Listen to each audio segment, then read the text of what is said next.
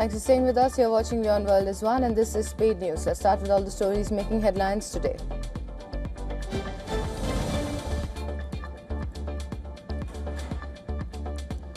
The Republican-controlled U.S. Senate has approved a measure instructing President Donald Trump to halt the war in Iran or seek congressional approval before continuing military action, in a fresh rebuke to the White House as it tries to negotiate a lasting settlement with Tehran.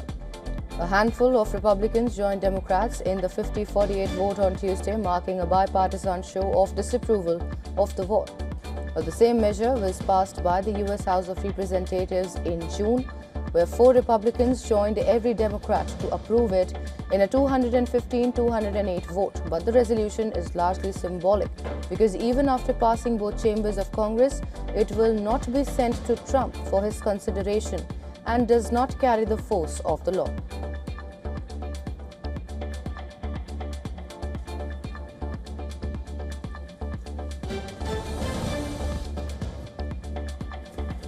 U.S. Secretary of State Marco Rubio said that Washington would not accept Iranian tolls or fees on the Strait of Hormuz. Well, now the statement comes after Tehran and Oman said in a joint statement that they would study the administration of the trade route and the costs to be charged for services, while insisting on their sovereignty over the strait.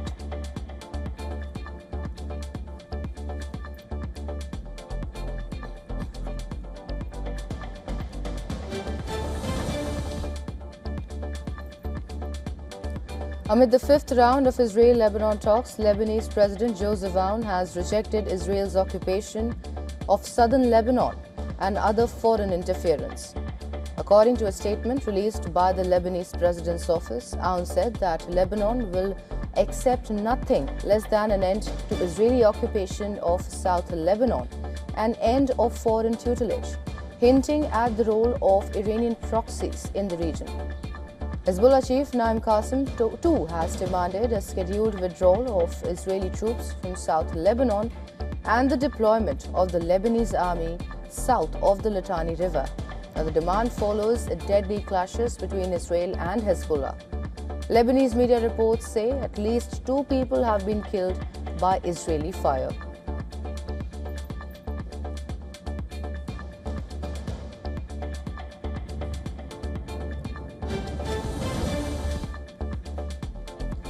UN inquiry report say that Israeli authorities deliberately targeted Palestinian children, resulting in genocide, crimes against humanity, and war crimes in Gaza, and war crimes in occupied West Bank as well. Well, the report by the UN Independent International Commission of Inquiry highlights the situation on the occupied Palestinian territory, including East Jerusalem.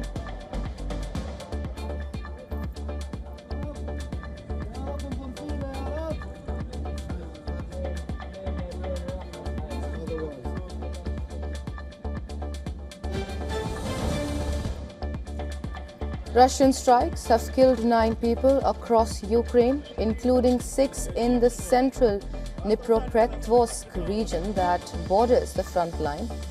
Ukrainian strikes on Kyiv killed 6 people, while attacks in Odessa, Zaporizhzhia and Kherson claimed 1 life each. Ukraine's Air Force said that Russia launched 135 drones at Ukraine, 118 of which were shot down.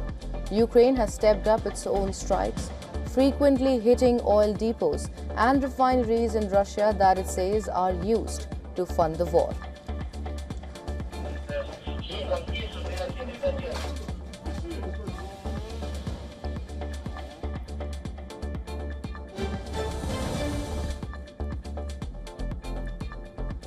North Korean leader Kim Jong-un has said that the country will equip its navy with nuclear weapons and build larger warships. Now, according to state media, Kim Jong-un made these remarks during the commissioning ceremony of the 5,000-ton class destroyer Cho-hyun in the port city of Nampo.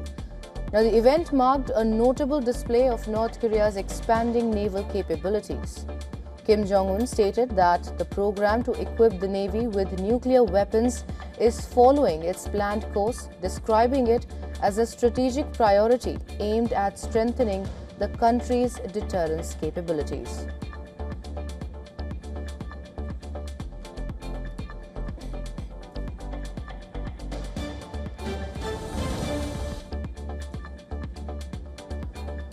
The International Human Rights Foundation strongly condemned the life imprisonment sentence handed down by a Pakistani anti-terrorism court to prominent human rights defender Maharang Baloch. The IHRF criticized the verdict as a politically motivated misuse of the judicial system and called for her immediate release.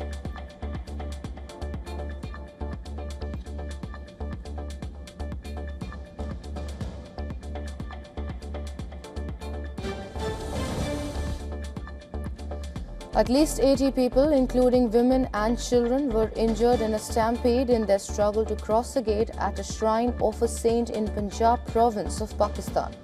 Of the 80 injured, 30 were admitted to a hospital for treatment, while the others were given medical aid on the spot. 2 of the injured are stated to be in critical condition.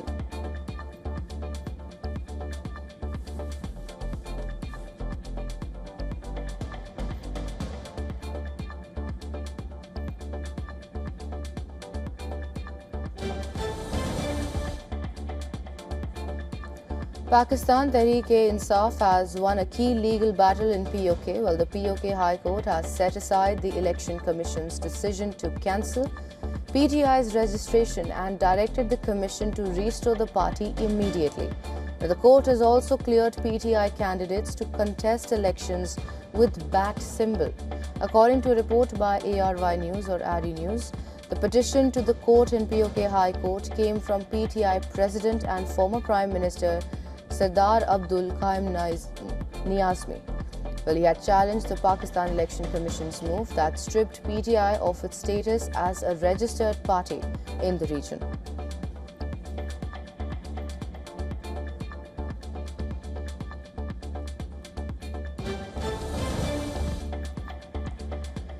Sri Lanka has begun enforcing a nationwide ban on junk food in schools to improve child health. The new rules prohibit the sale and distribution of foods high in sugar, salt and fat across the country's schools. Public health inspectors say implementation of the guidelines began this week for the island nation's 4 million students. A wide range of popular snacks have been removed from school menus. Now the list includes burgers, hot dogs, pizzas, donuts and many more. Even certain condiments, including tomato sauce, have been barred under the new rules. Authorities say the measures are aimed at encouraging healthier eating habits among children.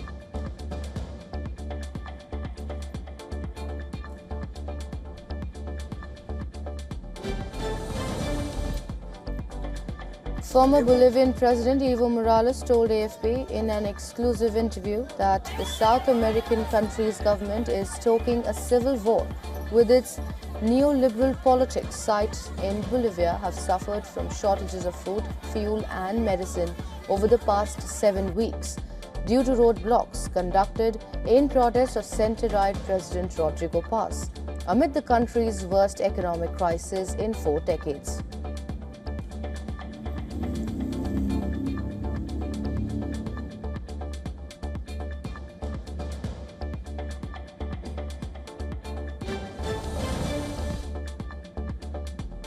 Train services in Germany have resumed after a breakdown in the railway radio communication system brought trains across the country to a standstill.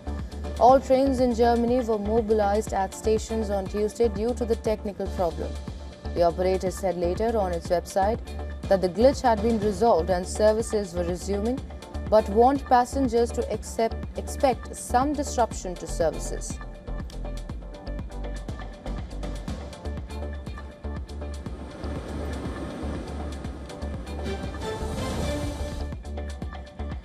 Protesters in Albania's Flamingo Revolution took to the streets to demand the resignation of the government and systematic reforms in the country.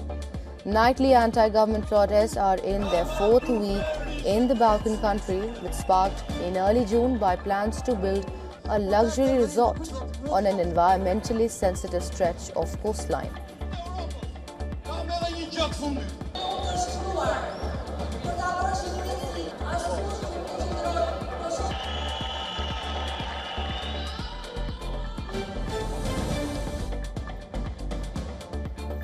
Costa Rican authorities carried out what they described as the largest police operation in the country's history. The authorities targeted a local drug cartel linked to international trafficking. Video from Costa Rica's Public Security Ministry showed police officers entering and securing properties in Lebanon on the country's Caribbean coast during a series of raids.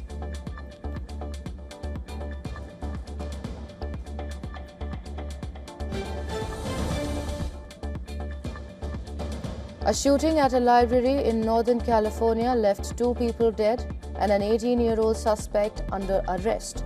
Police chief said gunshots and screams could be heard on a 911 call Monday evening from the Chico branch of the Butte County Library. Chico, a city of about 100,000 people, is 240 kilometers northeast of San Francisco and home to California State University, Chico. Oh man!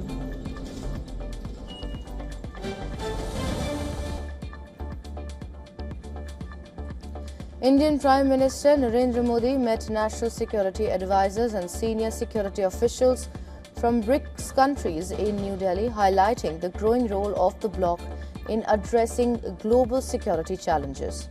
The interaction followed the 16th BRICS National Security Advisors meeting, chaired by India's National Security Advisor Ajit Doval, and came amid heightened geopolitical tensions and evolving security threats worldwide. During the meeting, Prime Minister Modi described BRICS as an important platform for strengthening international security cooperation in an increasingly complex global environment. He called on member nations to enhance collaboration in addressing shared challenges, including terrorism, cybersecurity threats, to risks associated with emerging technologies.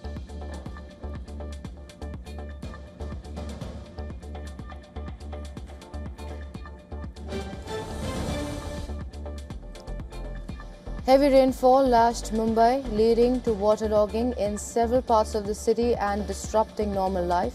With the southwest monsoon arriving in the state, IMD's Mumbai Regional Centre has issued a red nowcast warning for Mumbai and Palghar, forecasting thunderstorms, lightning and intense rain over the next 3 hours, along with gusty winds of 40 to 60 km per hour.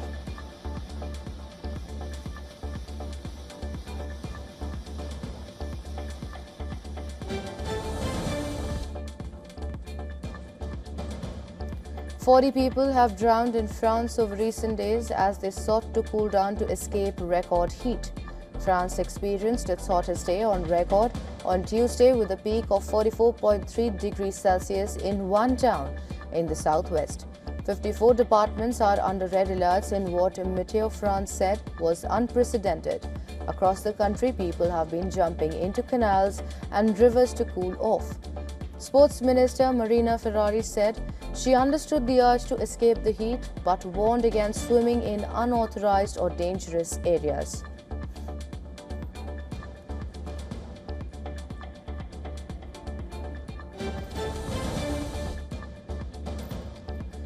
Madrid residents and tourists are enduring tropical nights with temperatures staying above 25 degrees Celsius as brutal heat waves push daytime highs to 40 degrees Celsius. With air conditioning, which is rare in European homes, many are struggling to sleep and finding relief through electric fans, ice packs and municipal pools.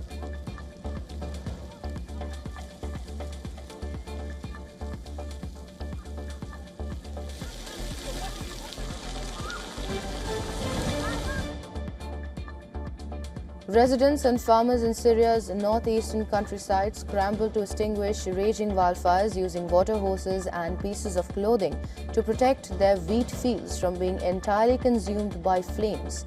The fires broke out as summer temperatures soared, threatening a critical harvest that officials hoped would mark a significant boost for the region's agricultural output.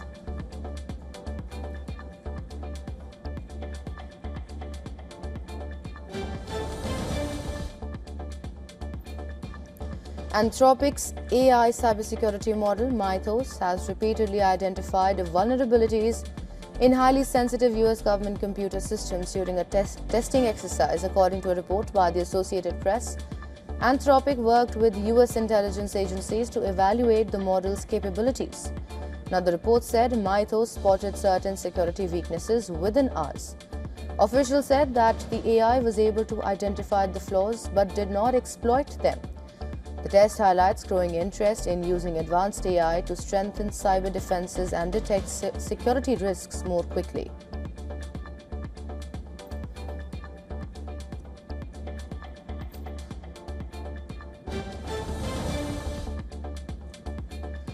Google-owned YouTube has settled a lawsuit filed by a 16-year-old boy who claimed the platform harmed his mental health and contributed to social media addiction.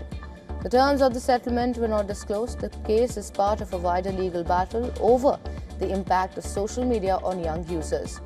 While YouTube has exited the case, Meta's Instagram, Snapchat and TikTok are still set to face trial in California next month.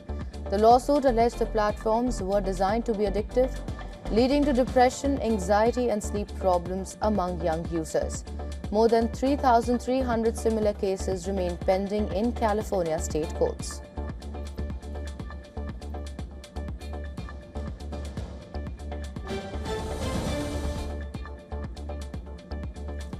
The Trump administration is urging Meta to voluntarily submit its AI models for US government review, according to a report by the New York Times.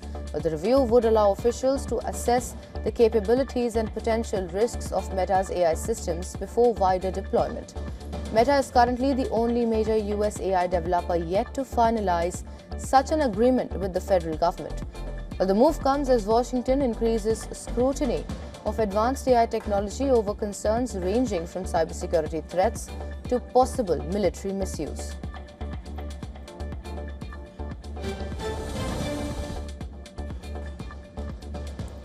Asian markets traded mixed after a global technology-led sell-off shook investor confidence. South Korean stocks rebounded more than 2% after Tuesday's steep losses, while Japan's Nikkei remained volatile.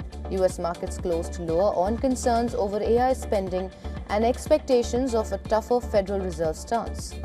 Oil prices, however, hovered near 4-month lows as tensions in West Asia showed signs of easing.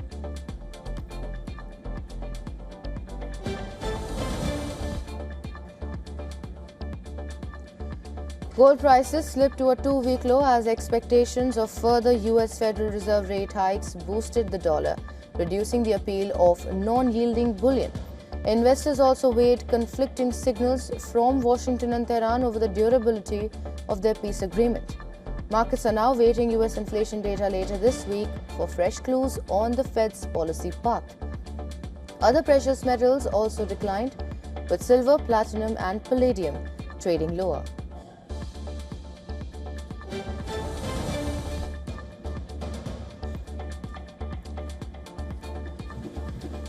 The US dollar climbed to a 13-month high as investors sought safety amid a global technology stock sell-off and rising expectations of Federal Reserve rate hikes. Markets sharply increased bets on tighter US monetary policy, boosting demand for the greenback.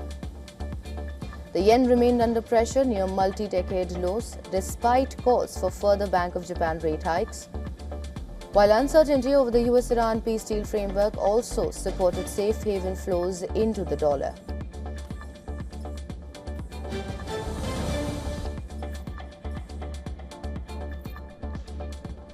Brazil will face Scotland in their final encounter of the group stages at the FIFA World Cup. The 5-time world champions are unbeaten so far, with a draw against Morocco and a win against Haiti. The Brazilians are holding the top spot of Group C. Neymar could return for the Brazilians after recovering from a calf injury. The superstar did not plan or play any part in Brazil's first 2 matches. This is likely to be Neymar's last World Cup, whereas Scotland are third in the table with a defeat against Morocco and a win against Haiti.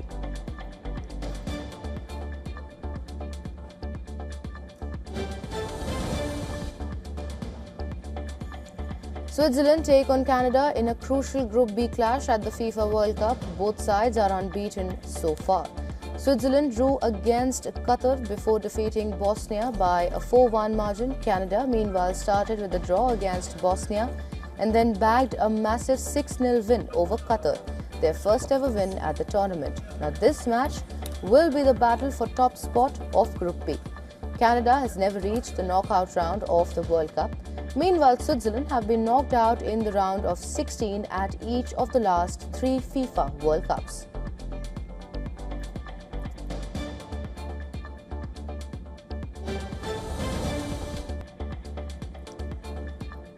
An audio tech company has released a brand new cinematic audiobook of Hormuz, the Odyssey. It is completely narrated by an officially authorized AI replica of Michael Caine's voice. The 13-hour production features a full voice cast, sound design and original music to fully immerse listeners in the ancient epic.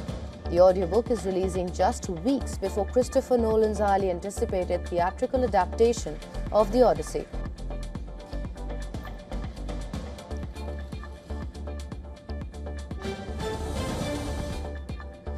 After sparking rumours with cryptic newspaper ads and viral auto rickshaw rides, UK producer and global dance music powerhouse Fred again has officially confirmed his debut India tour. He will be bringing his euphoric live show to Delhi NCR on 5th of December, Mumbai on 9th of December and Bengaluru on 13th of December. The highly anticipated shows will feature a mix of hits from his actual life trilogy. The rumoured collaboration alongside an Indian artist is also in the works.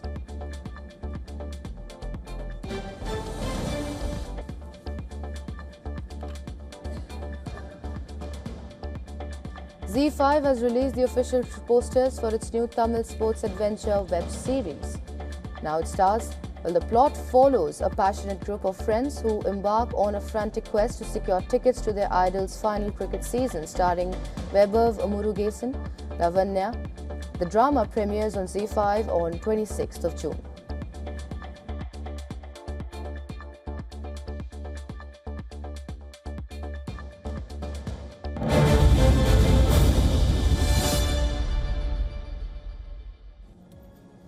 Before we let you go, just a reminder to our viewers in India, you can watch all 2026 FIFA World Cup matches on ZEE5. Tune in and catch all the action live.